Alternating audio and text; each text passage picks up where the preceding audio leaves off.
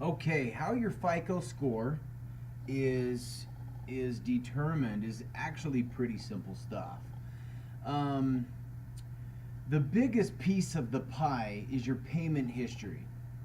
35% of your score. Basically, in a nutshell, on-time payments is good for your credit score. Late payments is not. 35% of your score. That's huge. So if you have, lending, credit cards, things of that nature, just simply make those payments on time. When you start showing that 12, 24, 36 month history, that looks beautiful. Um, the second biggest piece of the pie is 30%. And this 30 is the amount of credit. Now, your amount of credit is going to rely.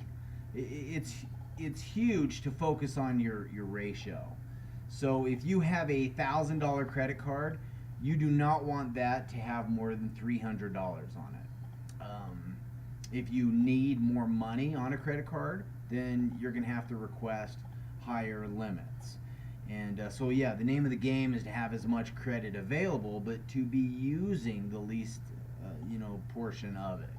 And so, yeah, that's 30% right there. So when you hear people saying, "Man, I can give you a boost in your credit score in the next 24 hours," and there's a big hype, it's real. That's how they do it. Is they simply take a look at your three credit cards as an example, and they see that one's more top heavy, so do a balance transfer to this one, balance them all out, to where they are 30%.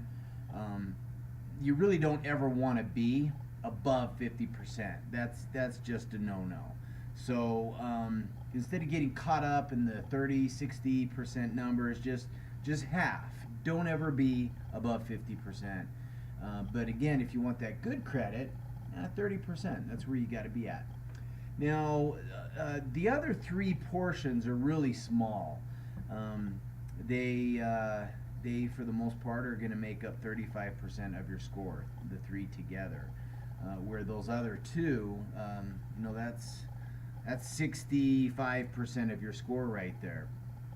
So the other three remaining ones, 10% is new credit.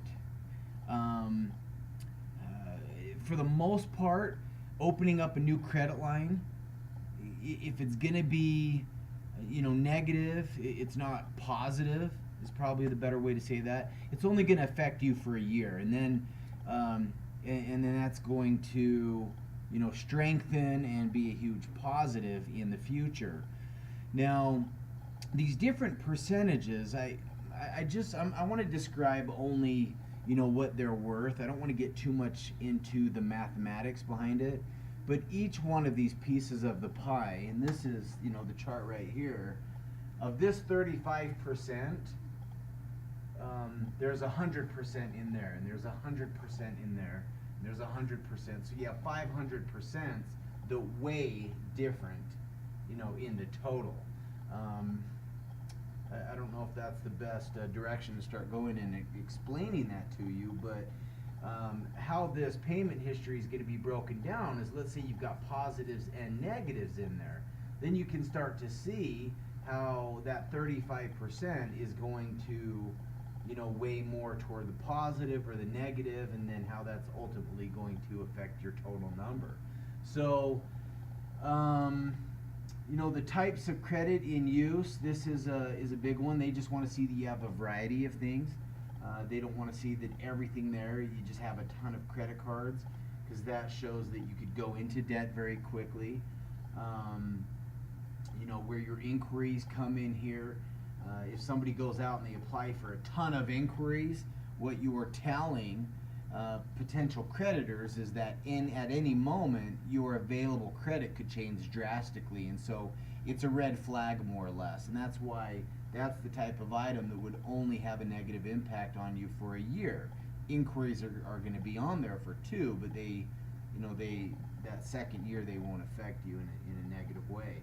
So length of credit history. This is kind of an unusual one here because you might have history that's negative, but it still shows that you have a credit history, which could be a positive. I always got to pick my words right here because I don't want to confuse people. But why I'm saying this one is unusual is you may have like a low 500 credit score and only one item on there and it's negative, and by getting that removed, it may take your credit score away. And so sometimes, I get someone calling me up saying, "Hey, I don't even have a score anymore. What happened, Jeremy?" And I tell them, "Look, it's because your history, the only thing that was even giving you a score was just removed. But in my personal opinion, it's best to have negatives removed from there.